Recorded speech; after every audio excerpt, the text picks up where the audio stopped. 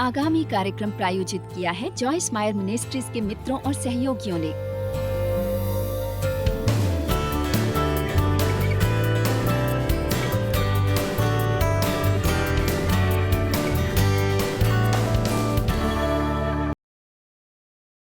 मेरे विचार से हम सभी को शायद उससे अधिक भय होता है जितना हम समझते हैं। कुछ बड़े भय होते हैं जिन्हें हम पहचानते हैं और उनसे निपटने की कोशिश करते हैं, पर हमारे जीवनों में ऐसी बहुत सी छोटी बातें होती हैं जिन्हें हम जीवन में शामिल करते हैं एक लंबी अधिक अवधि के लिए। हमें उनके होने का एहसास भी नहीं होता, पर उन भयों में से एक जो हमें होता है जिसे हम भय नहीं समझते वो है संदेह। संदेह का भय से नजदीकी से संबंध है, या हम ये भी कहते हैं कि ये एक प्रकार का भय है। मैं ये नहीं मानती कि हम परमेश्वर पर संदेह करते हैं, पर मेरे विचार से अक्सर हमें अपने पर संदेह होता है। हम शायद मानते हो कि परमेश्वर कुछ कर सकते हैं, पर हमें विश्वास नहीं होता कि वे हमारे लिए करेंगे। हम मानते हैं कि परमेश्वर लोगों से बात करते हैं, पर ये नहीं मानते कि वे हमारे साथ बात करेंगे। या हम सोचते हैं कि यदि हम किसी दूसरे से अपने लिए प्रार्थना करवाएंगे तो परमेश्वर उनकी सुनेंगे, पर हमें विश्वास नहीं होता कि वे हमारी सुनेंगे। इसलिए आज मैं आपसे कई भिन्न तरीकों से बात करूंगी संदेह के बारे में। मैं आशा करती हूँ कि यहाँ से जाने पर आप अपने बारे में उससे बेहतर महसूस करेंगे जितना आते समय कर रहे थे। मेरी प्रार्थना है कि आप कुछ बातें सीखेंगे जो परमेश्वर से उससे बेहतर संबंध बनाने में आपकी मदद करेगी जितना आपका अब है। याद रखें, परमेश्वर को निर्भयता प्यारी है। सचमुच मुझे सचमुच विश्वास है कि परमेश्वर को प्यारा है निडर, पवित्र, हिम्मती, आत्मविश्वास। निडरता कहने से मेरा मतलब है मैं सब कर सकता हूं वाला रुख नहीं, बल्कि मैं मसीह के द्वारा सब कर सकता हूं वाला रुख। मैं हमेशा कहती हूँ, प्रभु मैं सब कुछ और कुछ नहीं हूं, आप में सभी कुछ और आप में कुछ नहीं। मैं आपके बिना कुछ नहीं कर सकती, पर आपके द्वारा सभी कुछ कर सकती हूँ। सो पवित्र आत्मविश्वास वो है जो परमेश्वर में होता है। वो अपने पर विश्वास नहीं, बल्कि ये आत्मविश्वास है कि आप योग्य और समर्थ हैं, कि आप विश्वास में आगे बढ़ सकते हो, निर्भय हो सकते हो और जो आवश्यक हो वो कर सकते हैं। आप में केवल तभी ऐसा आत्मविश्वास हो सकता है यदि आप अगली या भूल करने से डरते न हों। अक्सर हम भूल करने से इतना डरते हैं कि हम कोई कदम नहीं उठाते और कुछ नहीं करते। मुझे विश्वास है कि उन 12 चेलों में से जो नाव में थे, जब यीशु पानी पर चलकर आए, पहले तो वे घबरा गए। उन्होंने देखा एक व्यक्ति, वे नहीं जानते थे वो यीशु थे जो पानी पर चल रहे थे। उन्होंने सोचा वो शायद कोई भूत था। उसके बाद वे समझे कि वे यीशु थे। पतरस ने कहा, प्रभु यदि वो आप हैं, मुझे पानी पर अपने पास आने को कहें। शर्त या बाकी की भी बाहर निकलने की इच्छा हुई होगी, पर किसी कारण केवल पतरस में ही वो करने की निर्भयता थी। वो कुछ देर चला, उसके बाद डूबने लगा क्योंकि वह भयभीत हो गया। पर शुभ समाचार यह है कि यीशु ने हाथ बढ़ाकर उसे पकड़ लिया। मैंने देखा कि यदि मैं थोड़ी देर भी चलती हूँ, उसके बाद थोड़ी देर के लिए गिर जाती हूँ, उसके बाद उठकर थोड़ी देर चलती हूँ, और जब मैं गिरती होती हूँ परमेश्वर हमेशा हाथ बढ़ाकर मुझे उठाते हैं और मेरी दोबारा राह पर आने में मदद करते हैं। मैं चाहूंगी कि कोशिश करूं, थोड़ा नीचे गिरूं, दोबारा कोशिश करूं, असफल होऊं और आखिरकार चलना सीखूं।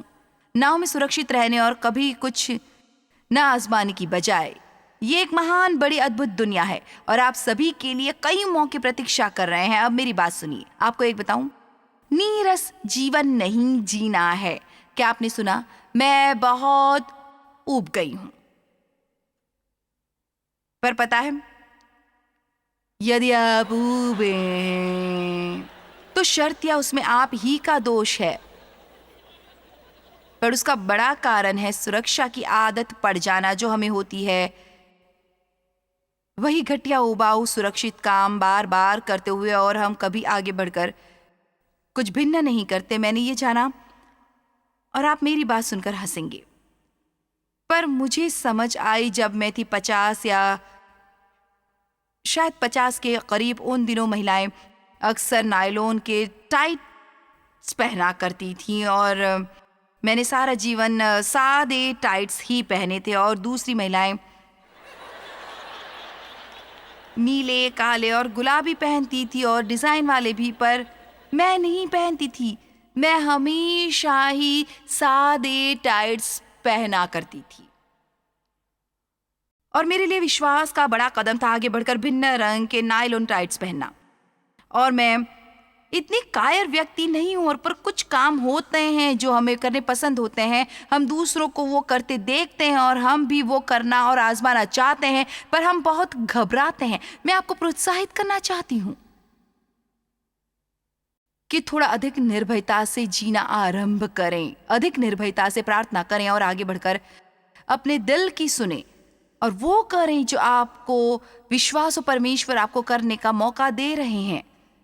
मैं ये नहीं कह रही कि आप मूर्खता के कार्य करें या कोई ऐसा काम करें जो आप आजमा रहे हों और परमेश्वर ने आपको बिल्कुल संकेत न दिया हो कि वो आपके लिए सही है। पर मैं मानती हूँ कि परमेश्वर चाहते हैं कि आप सभी का उससे बढ़िया जीवन हो जैसा कि अब है। मुझे विश्वास है कि वे हमें एक महान, बड़ा, अद्भुत जीवन देना चाहते हैं। पता है, पतरस ने बहुत से मूर्खता के काम किए थे। वो सचमुच बहुत मूर्खता के कार्य करता था, पर मैं मानती हूं कि परमेश्वर इसलिए पतरस के साथ काम करते रहे। बेशक वे उसे प्रेम करते थे, पर दूसरा कारण कि पतरस निर्भय था। मैं मानती हूं कि परमेश्वर को निर्भयता पसंद है। जक्का एक बहुत ही नाटा व्यक्ति था जो यीशु को देखने के योग्य नहीं था क्योंकि वहां बहुत भीड़ थी, पर वो साहसी था। वो भीड़ से आगे निकलकर एक पेड़ पर चढ़ गया ताकि यीशु को देख सके। मजे की बात यह है कि जब यीशु वहां से गुजरे, उनका ध्यान उसकी तरफ आकर्षित हुआ। उन्होंने कहा, यहाँ नीचे आ जाओ, मैं तुम्हारे घर भोजन के लिए आने वाला हूं। उन सब लोगों में से वे उसके घर भोजन के लिए क्यों गए? केवल वही पेड़ पर चढ़ा था। आप चाहे तो पेड़ पर चढ़ने को किसी भी काम का दर्जा दे सकते हैं जो आप देना चाहें। शर्तिया उस दिन बहुत लोग लौट गए होंगे ये सोचकर, यहाँ बहुत भीड़ है, मैं उन्हें नहीं देख पाऊंगा। वे कुछ कोई अतिरिक्त काम नहीं करना चाहते थे। बाइबल के अनुसार बाइबल में यहोशू और कालेब के बारे में बहुत लिखा है। कहा है कि उनकी भिन्न भावना थी, बाकी के लोगों से भिन्न भावना थी। और जब धरती के हिस्से करके जातियों को बांटा जा रहा था, कालेब ने कहा, मुझे ये पहाड़ दीजिए। 85 वर्ष की उम्र में उन्होंने कहा, मुझे वो पहाड़ दे। क्या 85 की उम्र में पहाड़ पर विजय पाने को तैयार हैं, या आपने पहले ही निर्णय लिया है कि अब आपकी कुछ नया करने की उम्र नहीं है? मुझे पता है आप सभी बूढ़े नहीं हैं, पर आप आज नहीं तो कल होंगे। और आप सबके बारे में गलत मानसिकता नहीं चाहते। आप कभी बहुत छोटे या बहुत बूढ़े नहीं होते परमेश्वर के लिए कुछ महान करने के लिए, और आप कभी भी नई शुरुआत कर सकते हैं। निर्भयता से जीने के लिए हमें विश्वास करना चाहिए, पर संदेह को हमेशा हमारे विश्वास से लड़ने के लिए भेजा जाता है। याद रखें कि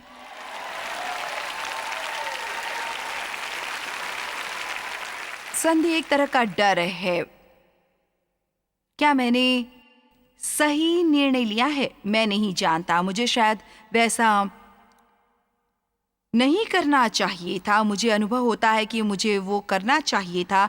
कुछ समझ नहीं आता और हम इसी अनिश्चितता की स्थिति में डावाडोल होते रहते हैं। क्या आप कभी अनिश्चय से उकताते नहीं हैं?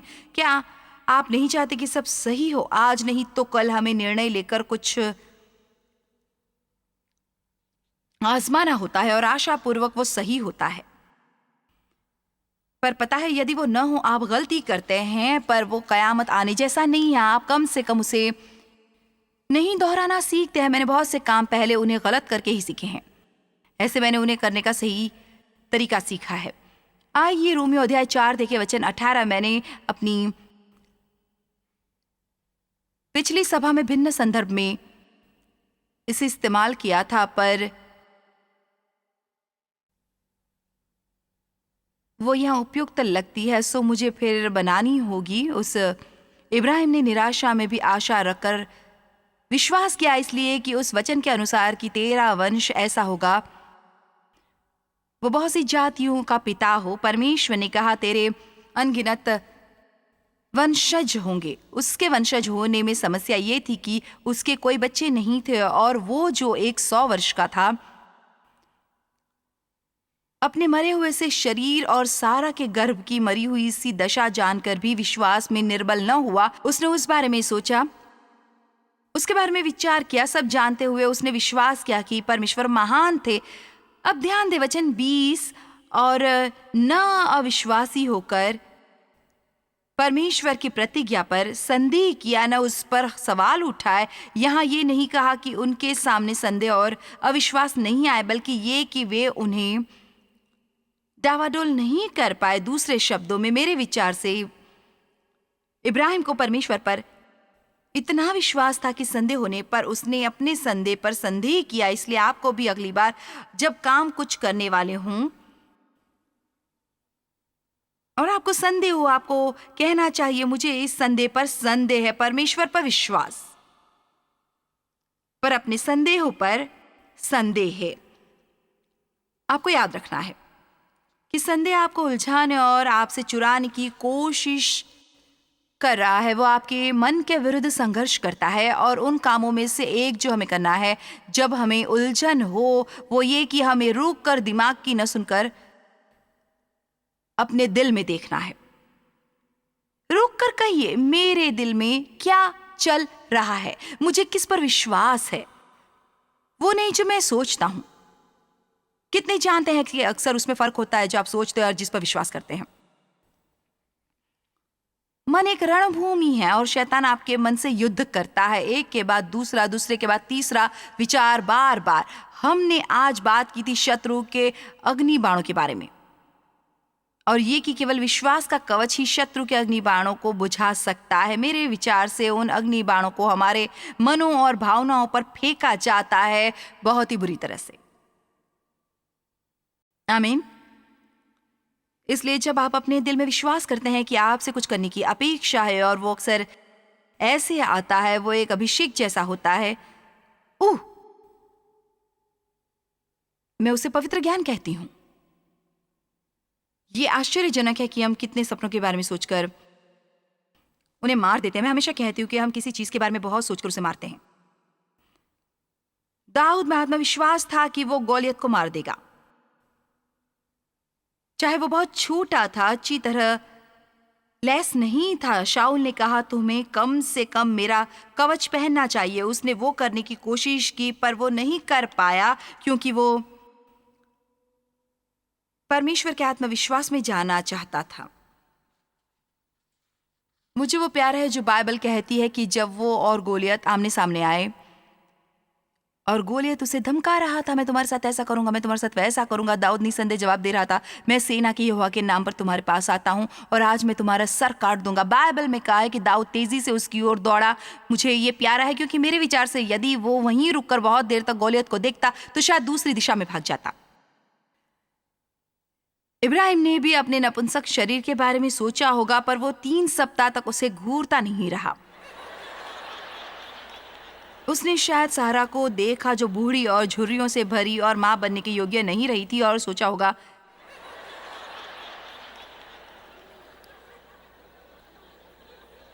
बाइबल में संदेह के बारे में बहुत लिखा है, पर हमें ये कहानियां पढ़ने पर समझना चाहिए कि वे असली लोग थे। मुझे सचमुच विश्वास है कि बहुत बार हम बाइबल में इन लोगों के बारे में पढ़ते हैं और ये नहीं समझते कि वे हमारे जैसे असली लोग थे।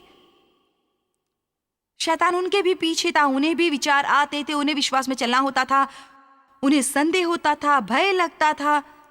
हम उनकी जो कहानियां पढ़ते हैं वे इसलिए लिखी हैं ताकि हम उनसे ये सीख सकें कि यदि हम उनका अनुसरण करेंगे तो हमें भी उनके जैसे विजय प्राप्त होगी। इब्राहिम के बारे में आगे क्या लिखा है? क्या ये वचन दोबारा लगाएंगे? लिखा है कि और न विश्वासी होकर परमेश्वर की प्रतिज्ञा पर संधि किया, न कोई सवाल किए, पर विश्वास में दृढ़ होकर परमेश्वर की महिमा की। सो उसने क्या किया जब संदेह हुआ? उसने अपना मुंह खोला। और स्तुति क्या होती है?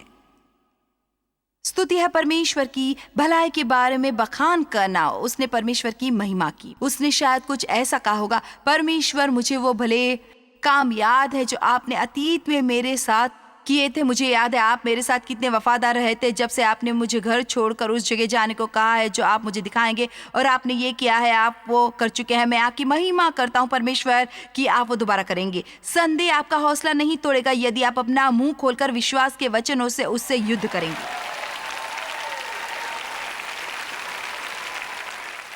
और याद रखिए, संदेह करना आसान होता है, अपनी भावनाओं द्वारा जीना आसान होता है। पर मैं सच बता रही हूं, आपको अपना मुंह खोलकर सही बातें कहनी चाहिए जब आप रण में हों। जब आपके मन में युद्ध हो रहा हो तब गलत विचारों को रोकने का सर्वोत्तम तरीका है अपना मुंह खोलकर कुछ नहीं बोलना। जब शैतान आपसे कहे आप सफल नहीं होंगे, मुंह खोलकर कहिए मैं परमेश्वर में सफल होऊंगा, क्योंकि मैं जिसे छूंगा वो सफल और समृद्ध होगी। परमेश्वर का वचन आत्मा की तलवार है। इफिसियों 6 में भी इसके बारे में लिखा है हमें वो 2-धारी तलवार धारण करनी है। संदेह कब होता है? संदेह और अविश्वास आते हैं जब हम प्रतीक्षा करते हैं। यदि प्रार्थना करने पर हम जो चाहते वो तुरंत मिलता, हमें कभी संदेह और अविश्वास नहीं होता। परमेश्वर हमसे क्यों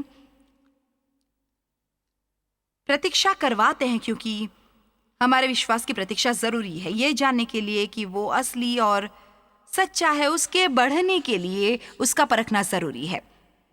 डटे रहने में वृद्धि होती है, और बहुतों के, मैं ये भी कह सकती हूं कि बहुत से इस वक्त अपने जीवन में स्थिति में है। यह आश्चर्यजनक है कि ये कई बार कितना शुद्ध करता है जब हमें पता हो कि हम परमेश्वर से वो कहने को कह रहे हैं जो उसके लिए उन्हें कुछ नहीं करना होगा, कि फिर वो हमसे प्रतीक्षा करवाते हैं। क्या यहां कोई है जो मेरी बात समझ रहा है?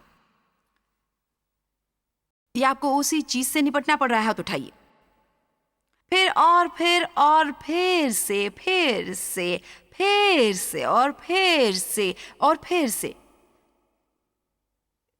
मेरी बात याद रखिए, मैं नहीं जानती आपका सप्ताह कैसा था, पर मेरा भी सप्ताह इतना बढ़िया नहीं था। मैं एक समस्या से निपट रही थी जिससे मैं बहुत समय से निपटती आई थी, और उससे निपटना मेरे लिए बहुत तनावपूर्ण था। पर उस दिन अचानक मुझे एक उपलब्धि मिली, अच्छी खबर मिली। पर रुकिए रुकिए, यहाँ पर हमें कहा जाता है रुकिए रुकिए रुकिए रुकिए रुकिए रुकिए। उसी दिन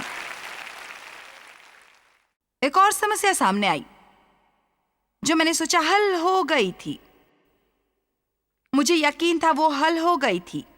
मैं अपनी शांति का आनंद ले रही थी, उपलब्धि के लिए कृतज्ञ हो रही थी, पर वो पुरानी समस्या फिर उभरने लगी। हमारे पास हमेशा अभ्यास करने के लिए कुछ होता है। मुझे खुशी है कि मैं इस सप्ताह विश्वास पर प्रचार कर रही थी, क्योंकि चाहे आपको इसकी जरूरत हो या नहीं, पर यह मेरी मदद करेगा। ऐसे कई अवसर आते हैं जब हमें नहीं मिलता जो हम चाहते हैं, हमें रुकना पड़ता है, अपने विश्वास पर थोड़ा अधिक डटे रहना पड़ता है। और मैंने जाना है कि केवल एक चीज मेरी मदद करेगी, वो है ये मानना कि परमेश्वर मुझसे अधिक जानते हैं और अंत में सभी बातों द्वारा मेरा भला ही होगा।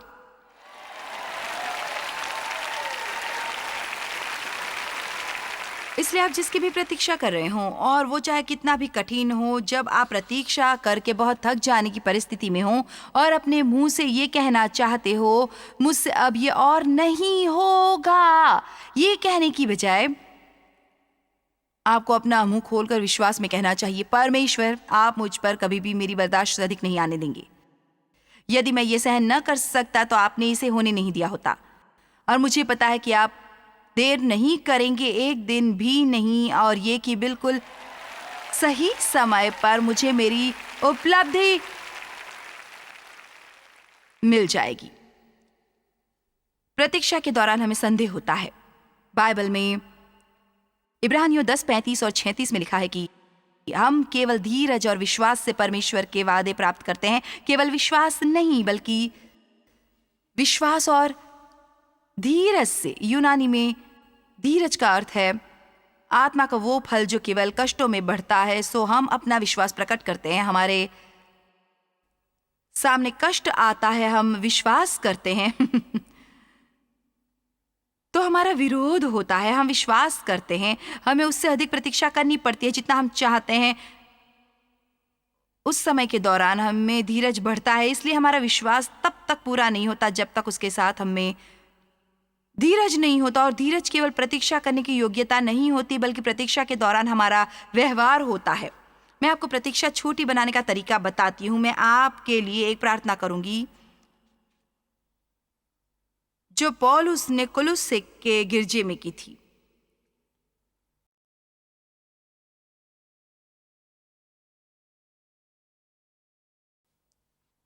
उन्होंने कभी समस्याओं के गायब हो जाने की प्रार्थना नहीं की। आप एक बार भी नहीं देखेंगे कि उन्होंने किसी गिरजे की समस्या गायब होने की प्रार्थना की थी। पता है, उन्होंने एक बार भी ये प्रार्थना नहीं की। मैं आपके लिए वो प्रार्थना करूंगी जो पौलुस ने कुलुस्सियों के लिए की थी। मेरी प्रार्थना है कि तुम अच्छे मिजाज से वो सहन कर लो जो तुम्हारे सामने आए। देखिए,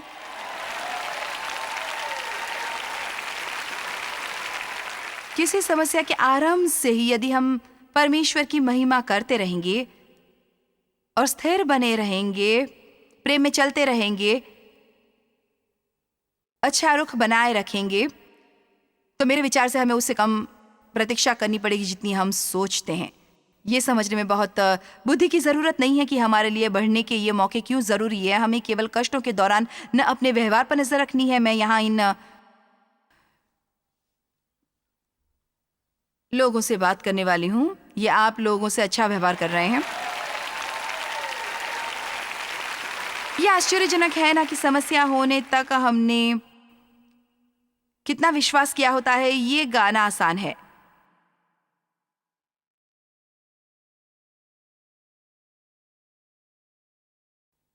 मैं समर्पण करता हूँ। निर्गमन 13:17 में चाहती हूँ हम इसे कुछ ऐसे देखें। जब फिरौन ने लोगों को जाने की आज्ञा दे दी, तब यद्यपि पलिश्तियों के देश में होकर जो मार्ग जाता है वो छोटा था, तो भी परमेश्वर ये सोचकर उनको उस मार्ग से नहीं ले गया कि कहीं ऐसा न हो कि जब ये लोग लड़ाई देखें तब पछताकर मिस्र को लौट आए। दूसरे शब्दों में वे यहाँ कह रहे हैं कि परमेश्वर उन्हें जानबूझकर कठिन लंबे मार्ग से लाए। क्यों? क्योंकि उन्होंने कहा कि वे युद्ध के लिए तैयार नहीं थे। उन्हें युद्ध की तैयारी की क्या आवश्यकता थी? क्योंकि परमेश्वर चाहते थे कि वो जाकर उस देश पर कब्जा करे। पर कब्जा शब्द का अध्ययन करने पर आप देखेंगे कि कब्जा करने के लिए हमें वहां रहने वालों से स्वामित्व लेना होता है। इसलिए जब परमेश्वर ने उन्हें वादे के देश भेजा, वे उन्हें ऐसी जगह नहीं भेज रहे थे जहां कोई शत्रु नहीं था। वो शत्रुओं से भरी थी। उन्हें एक के बाद एक शत्रु से लड़ना पड़ा। यरीहो पर कब्जा करना था। उन्हें एक के बाद दूसरे फिर तीसरे नगर पर कब्जा करना था और परमेश्वर को उन्हें वहां भटकने देना था ताकि वे बुरे रुख बुड़बुड़ाने, शिकायत करने, कुड़ने, दोषारोपण, अधीर होने, मिस्र लौट जाने से मुक्त हो। क्योंकि जब वे पहले बाहर आए वे इतने शक्तिशाली नहीं थे कि वहां जाकर उस देश पर कब्जा करते और वहां अपने शत्रुओं से निपटते। आप में से बहुतों के दिलों में बड़े सपने और काम करने की इच्छा है और आप सोचते हैं परमेश्वर उन्हें पूरा क्यों नहीं करे। आप शायद उन शत्रुओं से निपटने के लिए तैयार नहीं है जिनका उस स्थिति में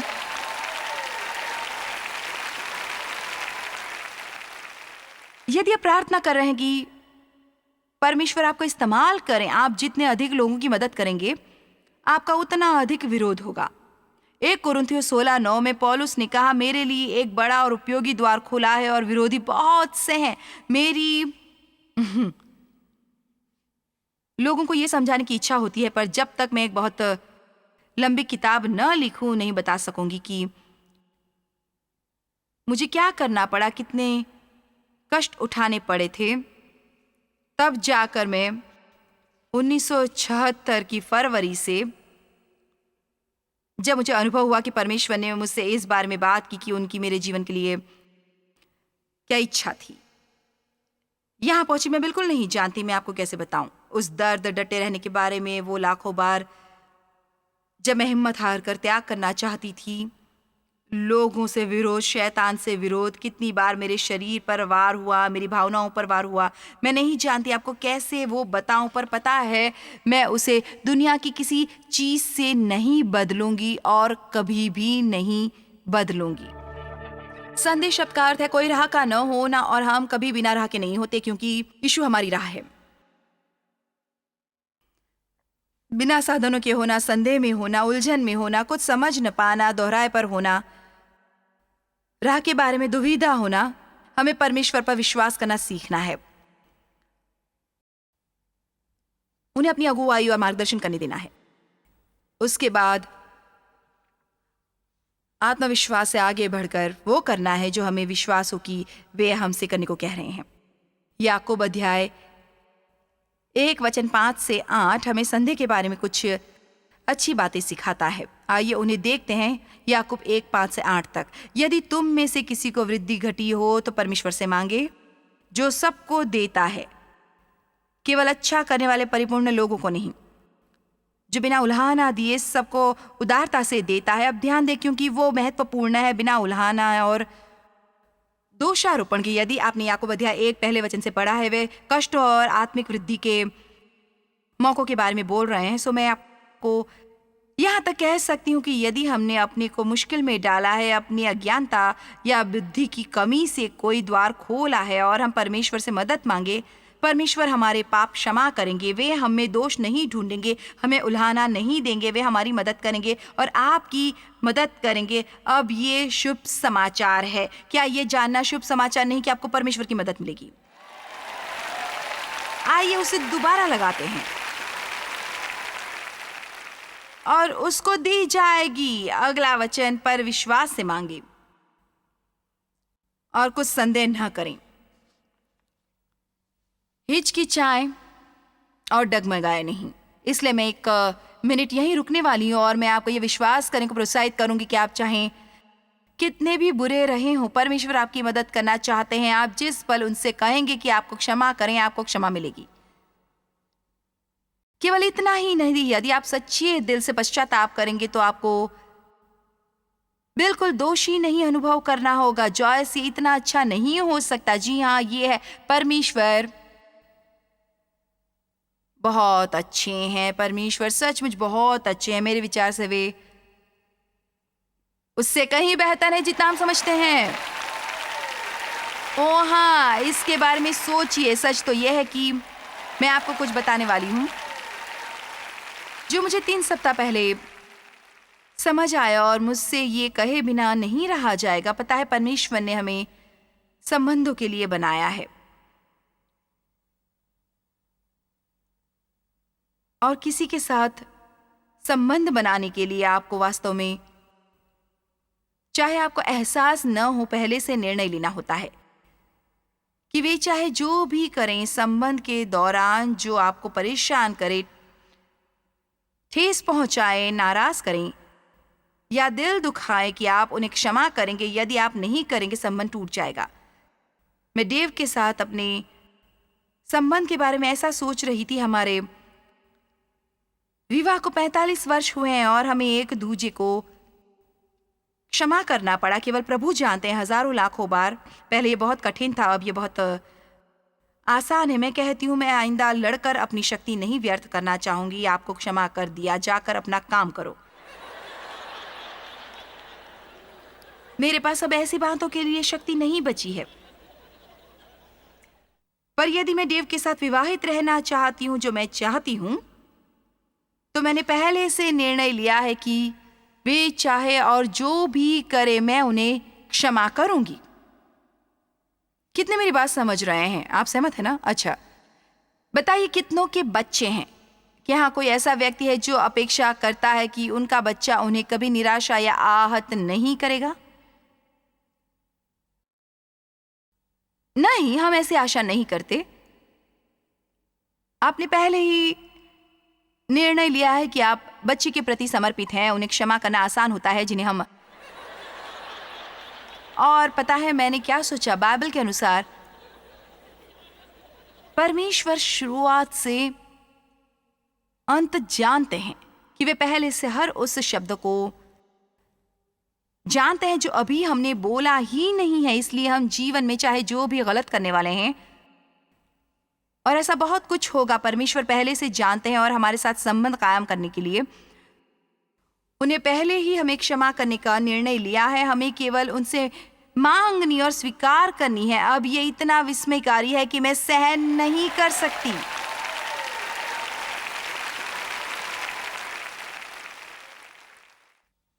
मांगो और प्राप्त करो ताकि तुम्हारा आनंद पूरा हो। मांग कर संदेह न करो, मांग कर संदेह न करो, मांग कर संदेह न करो, मांग कर संदेह न करो, मांग कर संदेह न करो, मांग कर संदेह न करो। केवल मांगो और प्राप्त करो। वो सब काम जो हम कभी गलत करेंगे उनके लिए क्षमा 2000 वर्ष पहले उपलब्ध करवाई गई थी जब यीशु क्रूस पर मरे। दुनिया में कभी भी किसी को जितनी क्षमा की जरूरत हो सकती है उससे पहले ही खरीदा गया है, और हमें केवल अपने पाप को मानना है, अपराध स्वीकृति करनी है, उससे मुड़ने को तैयार रहना। और बाइबल कहती है कि वे हमारे पाप क्षमा करते और दोष दूर करते हैं। मुझे बहुत समय लगा, पर मैंने चोर शैतान को पकड़ लिया है और जानती हूं कि जब मैं पश्चाताप कर लूं और वो फिर भी मुझे दोषी अनुभव कराने की कोशिश करे तो वो झूठा दोष है और मैं उसे नहीं मानूंगी।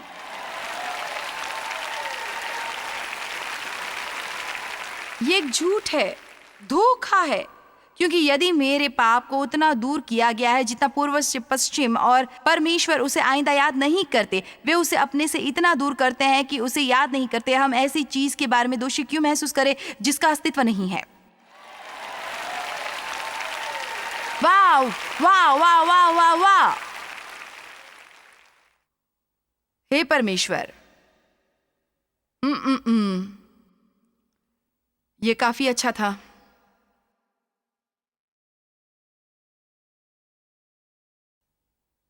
द मैसेज बाइबल में याकूब 1 जहां से हम पढ़ रहे हैं लिखा है, पर परमेश्वर से मांगे और कुछ संदेह न करें। प्रार्थना के बारे में संदेह करने वाले समुद्र की लहर के समान है जो हवा में बहती और उछलती है। ऐसा मनुष्य ये न समझे कि मुझे प्रभु से कुछ मिलेगा। परमेश्वर चाहते हैं कि हम साहस से प्रार्थना करें, ऐसे नहीं परमेश्वर, यदि आप केवल परमेश्वर क्या आप मुझे केवल एक बार और क्षमा करेंगे, मैं वादा करता हूं मैं आइंदा ऐसा नहीं करूंगा, अब ऐसा जरूर करेंगे। अच्छा होगा कि आप उन्हें ये बता दें, परमेश्वर मैं नहीं जानता कि आपको मुझे इसके लिए कितनी बार क्षमा करना होगा।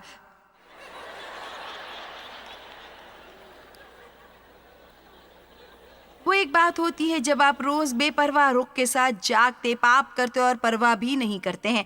मैं उनसे बात कर रही हूं जो पूरे दिल से परमेश्वर को प्रेम करते हैं और सही काम करना चाहते हैं, पर उनसे गलतियां होती हैं।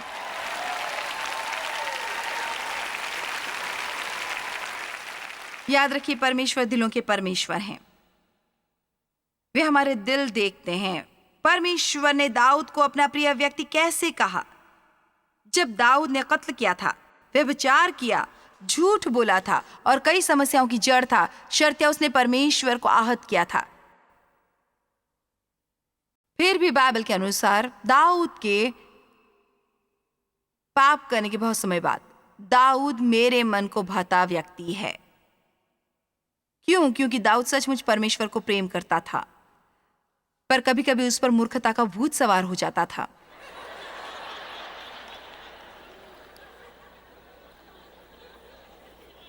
क्या कभी परमेश्वर को प्रेम करने के दौरान आपने कुछ मूर्खता के काम किए हैं? आमीन।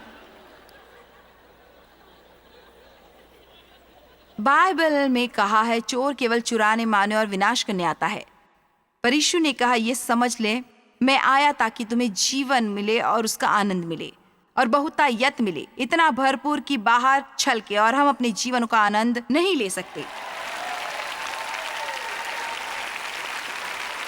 संदेह और डर और चिंता और हर तरह की वेदना, नाराज रहकर और दोषी अनुभव करके हम अपने जीवन का केवल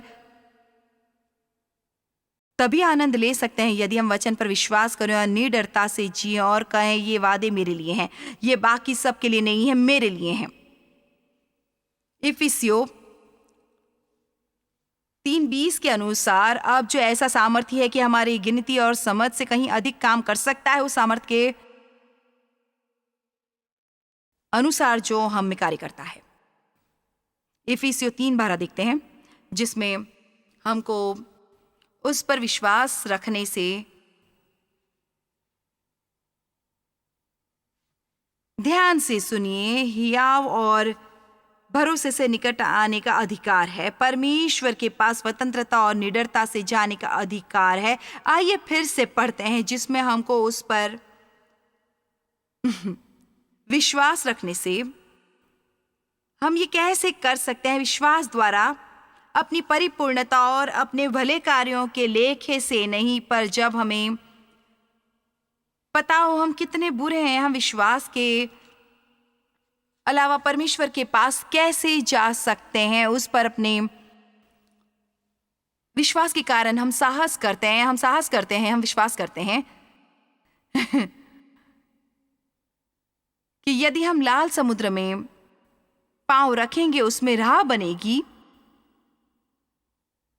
हम ये जोखिम लेते हैं कि उनका वचन सत्य है और ऐसा व्यवहार करते हैं जैसे हमें उस पर विश्वास है। उसके पास जाने का साहस करते हैं निडरता से और आत्मविश्वास से और किसी प्रतिबंध के बिना, स्वतंत्रता और बिना डर के।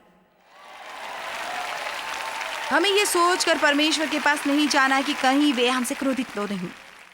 क्या आप हमेशा अपने को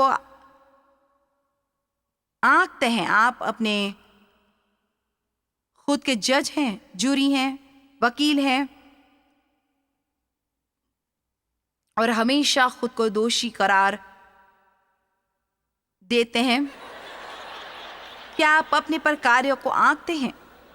मुझे ऐसा नहीं करना चाहिए था, ऐसा नहीं कहना चाहिए था, मुझे इसे बेहतर करना चाहिए था, मुझे ये नहीं खरीदना चाहिए था, मुझे वहां नहीं जाना चाहिए था, वो नहीं करना चाहिए था।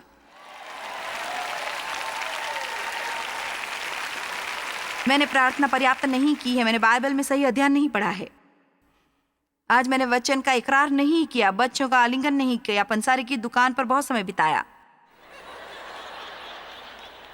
मुझे बहुत बोलने की आदत है, मुझे शांत रहना चाहिए, मुझे एक बेहतर मां बनना होगा, एक बेहतर दादी होना होगा। जी हाँ, आप सही हैं। मैं यही समझाना चाहती हूं। मैंने एक व्यक्ति द्वारा लिखी किताब पढ़ी। उसने कहा, एक रात उसके प्रचार के बाद एक व्यक्ति ने उसके पास आकर कहा, आपके संदेश ने मेरी आंखें खोल दिया। उन्होंने कहा, मेरे विचार से तुम घमंडी हो। उस व्यक्ति ने कहा, जी हाँ, आप सही हैं, पर मैं उसे कहीं बेहतर हूं जैसा मैं कुछ वर्ष पहले था। आपको तब मुझे देखना चाहिए था।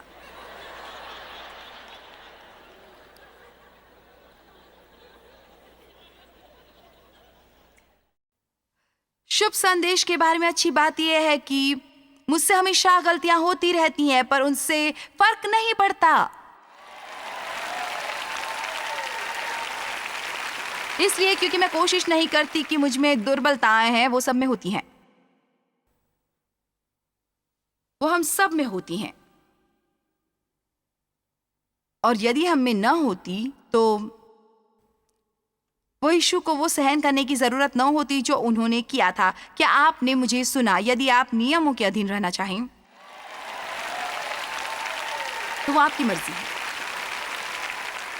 पर मैं आपको ये मशवरा नहीं दूंगी। गलतियों के अनुसार जीने के दो तरीके होते हैं, दो समझौते हैं। बाइबल में गलतियों 4 में कहा है, और दोनों के प्रतिनिधि वो 2 बच्चे हैं जो पैदा हुए थे। इब्राहिम और सारा को एक शरीर के कामों द्वारा पैदा हुआ था, और उसका प्रतीक है गुलामी और बंधन। एक का जन्म आश्चर्यजनक रूप से वादे के मुताबिक हुआ, और उसके नाम का मतलब था हास्य। यदि आप जीवन का आनंद लेना चाहते हैं, आपको परमेश्वर को परमेश्वर रहने देना है, और इसका मतलब है वचन पर विश्वास करें, रोज उठकर जितना संभव हो उत्तम करें, और समझें कि परमेश्वर आपके दिल को देखते और समझते हैं, और यदि आपको उनसे प्रेम है, उन्हें प्रेम करें और उन्हें अपने को प्रेम करने दें। अपनी परिपूर्णता पर नहीं, संबंध बनाने पर ध्यान दें। रोज 20 नई बातें न ढूंढे अपने से क्रोधित होने के लिए। पौलुस प्रेरित की तरह अधिक बने। मैं वो चेला हूं जिसे यीशु प्रेम करते हैं। क्या यह आश्चर्यजनक नहीं? यह यूहन्ना की पुस्तक में है जो यूहन्ना ने लिखी थी, और वे अपने बारे में बोल रहे थे और उन्होंने 3 बार कहा, मैं वो चेला हूं जिससे यीशु प्रेम करते हैं। दाऊद ने कहा, परमेश्वर ने मेरा अभिषेक किया है। हमें से अधिकतर ये नहीं सोचेंगे कि हमें कुछ ऐसा कहना चाहिए, तुम अपने को क्या समझते हो, परमेश्वर द्वारा अभिषेक। अच्छा,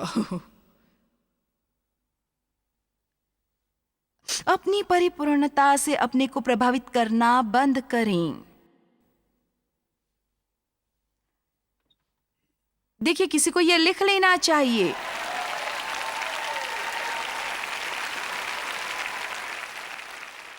मैं कहने लगी थी, सबको प्रभावित करने की कोशिश बंद करें, पर वास्तव में हम अपने को प्रभावित करना चाहते हैं।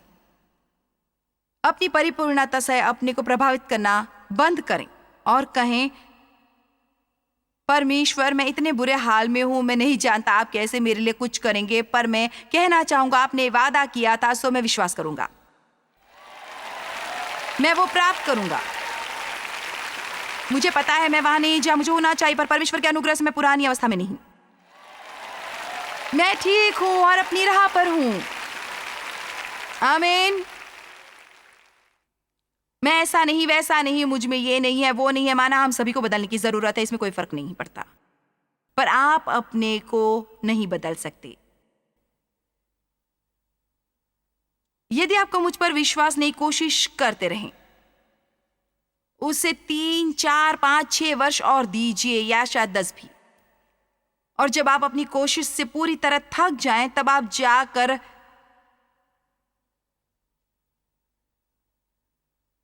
गलतियों 3:1 से लेकर 3 तक दोबारा पढ़ें और देखें कि क्या आप उस पर विश्वास करने को तैयार हैं। आइए एक नजर गलतियों पर डालते हैं। 3:1 से 3 तक देखें। हे निर्बुद्धि, बेपरवाह, चिंतन न करने वाले, ना समझ,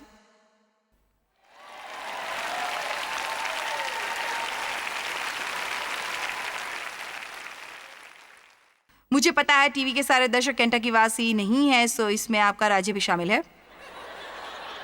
किसने तुम्हें मोह लिया है? तुम्हारी तो अपनी आंखों के सामने यीशु मसीह क्रूज पर दिखाया गया। मैं तुमसे केवल ये जानना चाहता हूं कि तुमने आत्मा का क्या व्यवस्था के कामों से या विश्वास के समाचार से पाया है। ध्यान दे, क्या वो नियमों का पालन करने से प्राप्त हुआ है, तुम्हारी अपनी परिपूर्णता के कारण, या विश्वास का संदेश सुनकर प्राप्त किया है? तुमने मसीह को कैसे प्राप्त किया है? अपनी तमाम कोशिशें बंद करके आपने कहा, मैं जितना संभव हो उतने बुरे हाल में हूं, मेरे जीवन का बुरा हाल है और मैं उसे संवारने के लिए कुछ नहीं कर सकता। परमेश्वर, मैं अपने को आपके हवाले करता हूँ, कृपया मुझे क्षमा करें और मैं जैसा हूँ मुझे वैसे स्वीकारें। वो आपके जीवन का सबसे प्रसन्नता भरा दिन था। आइए वचन 3 देखते हैं। क्या तुम ऐसे निर्बुद्धि हो कि पवित्र आत्मा की रीति पर अपना आत्मिक नया जीवन आरंभ करके अब शरीर की रीति पर निर्भर होकर अंत करोगे? आप अपने को नहीं बदल सकते। आप कहेंगे, तब मैं क्या करूं जॉयस? यदि मुझे पता हो मुझे किसी पक्ष में बदलने की जरूरत हो, मैं बताती हूं क्या करना चाहिए। परमेश्वर से सहमत हो, क्योंकि आपको उसके गलत होने का ज्ञान न होता। यदि पवित्र आत्मा आपको दोष न बताते, जब आपको दोष पता चले, पहले तो आपको अपराधी नहीं महसूस करना। दोष बताने का कारण आपको समस्या से मुक्त करना है, उसमें और नहीं डुबोना है, बिल्कुल भी नहीं। आमीन। अपना दोष जानने पर हमें प्रकाशित वाक्य 3:19 के अनुसार उसके बारे में उत्साहित होना चाहिए। मैं जिनसे प्रीति रखता हूं उनको ताड़ना देता हूं, इसलिए उत्साहपूर्ण हूं और जोश से भर जाएं जब परमेश्वर आपको आपके दोष बताएं। यहां बिल्कुल यही कहा है। वे हमें क्यों बताते हैं? हमें बुरा अनुभव करवाने के लिए नहीं, बल्कि मुक्त करवाने के लिए। इसलिए सबसे पहले आपको शालीनता से उसे स्वीकार करना है। जी परमेश्वर, आप सही हैं, बिल्कुल मैं वैसा हूं जैसा आप कह रहे हैं, अहंकार से भरा बुरे हाल, वे आपसे जो भी कहें, आलसी, मित्रतापूर्वक न रहने वाला, हमेशा शिकायतें करने और जल्द हिम्मत हारने वाला, वो जो भी हो, मैं सहमत हूँ परमेश्वर, मैं बिल्कुल ऐसा हूँ और मैं शर्मिंदा हूँ। कृपया मुझे क्षमा करें परमेश्वर, मुझे विश्वास है आप मुझसे काम करवाएंगे और मुझे बदलेंगे। उसके बाद आपको ये कहना है, ये ऐसा कुछ है जो बाइबल हमें करने को कहती है, वो हमें अपने को बदलने की कोशिश करने को नहीं कहती। कि आपने कभी किसी फल के पेड़ को इस तरह से फल बनाते देखा? नहीं बना। चलो फिर कोशिश करता हूं। नहीं, यूहन्ना 15 क्या कहता है? यदि तुम मुझ में रहोगे और मेरा वचन तुम में रहेगा तुम बहुत फलदार बनोगे। सो आपको क्या कहना है? परमेश्वर आपको जिस भी पक्ष में दोष बताया, बाइबल में उस पक्ष का अध्ययन करें। मैं नहीं सोचती कि हम बहुत बार परमेश्वर का वचन सही इस्तेमाल करते हैं। हाँ, ये बढ़िया होता है यदि आप 1 वर्ष में बाइबल पढ़ना या और कुछ करना चाहेंगे, पर मैं आपको सलाह देना चाहूंगी, यदि आपका मिजाज अच्छा न हो, आपको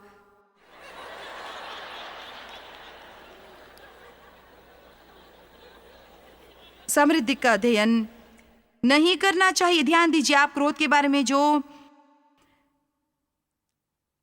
मिले उसका अध्ययन करें, वचन को दवा जैसे इस्तेमाल करिए। यदि आपके सर में दर्द हो तो आप सर पर बैंडेड नहीं लगाते। आपको पता है क्या करना है। आप सर दर्द की गोली लेते हैं, बाम लगाते हैं, सर बांधते हैं, या आप शायद इतने आत्मिक है कि आप को वो करना नहीं पड़ता, आप केवल प्रार्थना करते हैं। वो जो भी हो, पर हमें पता होता है क्या करना चाहिए। आपका हाथ कट जाए, आप उस पर कोई मरहम लगाते हैं, आप उस पर सर दर्द की गोली नहीं मलते। परमेश्वर का वचन एक दवा जैसा है, वो हमारी आत्मा को चंगा करता है, हमारे मन का नवीनीकरण करता है। मैं वो फिर दोहराती हूं जो मैंने कहा था। यदि मेरा बुरा मिजाज हो, मुझे समृद्धि का अध्ययन नहीं करना पड़ेगा, मुझे सफलता या आशीषों का, मुझे क्रोध का अध्ययन करना चाहिए, धीरज का अध्ययन करना चाहिए। जब मैं परमेश्वर के वचन को अपने में ग्रहण करती हूं और उस पर ध्यान लगाती हूं, बार बार उसका अध्ययन करती हूं, पता है तब क्या होता है? मैं अच्छी बनना आरंभ करती हूं। जब मैं क्रोधित होती हूं तो मुझे शांत होने में उतना समय नहीं लगता। और जब मैंने 30-40 वर्षों तक अध्ययन किया होता है, कोई मुझे आइंदा क्रोधित नहीं कर सकता। सो हम एक सफर में हैं। परमेश्वर हमें महिमा दर महिमा बदलते हैं, तब नहीं जब हम संघर्ष करते हैं, दोषी महसूस करते हैं, अपने से घृणा करते हैं और हमेशा अपने से क्रोधित रहते हैं और अपने और परमेश्वर के संबंध में दरार डालते हैं, बल्कि जब हम साहस से सिंहासन के पास जाते हैं और कहते हैं, परमेश्वर मुझे पता है मुझे बहुत सी समस्याएं, उन्हें विस्तार में न कहकर हम उन्हें समस्या कहेंगे, पर मैं बहुत आभारी हूं। अब सुनिए, ये थोड़ा कठिन लगेगा, पर मैं बहुत आभारी हूं कि आप मुझसे प्रसन्न हैं। अब आप कहेंगे, वाओ, 1 मिनट रुकिए, मैं क्षमा समझ सकता हूं, रहम की बात समझ सकता हूं, पर मुझसे प्रसन्न परमेश्वर मुझसे प्रसन्न नहीं हो सकते। बेशक वे हैं। आप कहेंगे वे नहीं हैं। बेशक वे हैं। नहीं, वो नहीं है। नहीं, वे नहीं है। ऐसे 2 मौके थे मत्ती 3 और 13 में, जब यीशु के बारे में ये कहते हुए आकाशवाणी हूं, ये मेरा प्रिय पुत्र है जिससे मैं प्रसन्न हूं, मैं उसमें आनंदित होता हूं। अब मैं पूछना चाहूंगी, क्या हुआ होता यदि यीशु ने कहा होता, ओ नहीं नहीं नहीं नहीं नहीं नहीं नहीं नहीं नहीं नहीं आप कहेंगे, बेशक वे यीशु से प्रसन्न थे, यीशु निष्पाप थे और उन्होंने कभी कुछ गलत नहीं किया था। हाँ, जानते हो बाइबल के अनुसार परमेश्वर किससे प्रसन्न होते हैं? यूहन्ना 6:28 की ओर चलते हैं, मुझसे रुका नहीं जाता। यूहन्ना 6:28 और 29। जल्दी जल्दी जल्दी जल्दी कीजिए, ये बहुत अच्छा है। उन्होंने उससे कहा, परमेश्वर के कार्य लगातार करने के लिए हम क्या करें? हम वो करने के लिए क्या करें जो परमेश्वर चाहते हैं। दूसरे शब्दों में, हम परमेश्वर को प्रसन्न करने के लिए क्या करें? परमेश्वर का कार्य यह है कि तुम उस पर जिसे उसने भेजा है विश्वास करो। यीशु कभी कुछ गलत नहीं करते थे। हम हमेशा गलतियां करते रहते हैं, पर यदि हम उन पर विश्वास करते हैं तब परमेश्वर हमें उनमें देखते हैं। इसलिए यीशु को जो मिलता है, हम उनके सह अधिकारी और सह उत्तराधिकारी हैं। इसलिए जब परमेश्वर ने आकाश से ऐलान किया, ये मेरा प्रिय पुत्र है जिसे मैं बहुत प्रसन्न हूं, उन्होंने ये सब के लिए कहा जो मसीह में हैं।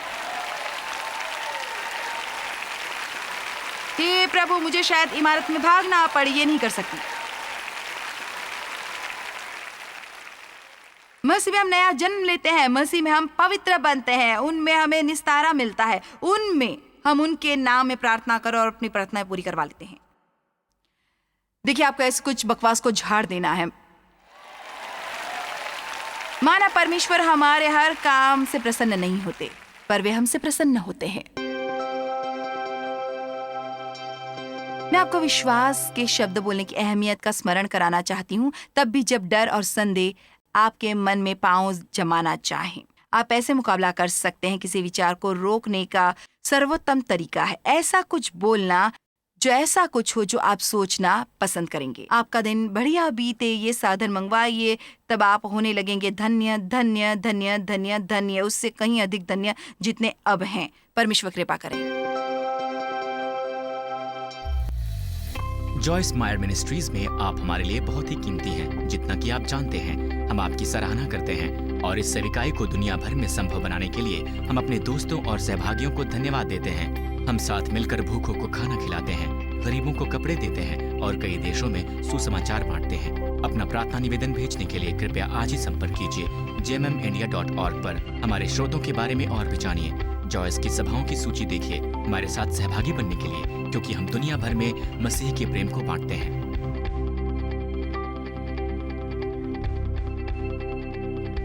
इसका खर्च उठाया है जॉयस मायर मिनिस्ट्रीज के मित्रों और सहयोगियों ने।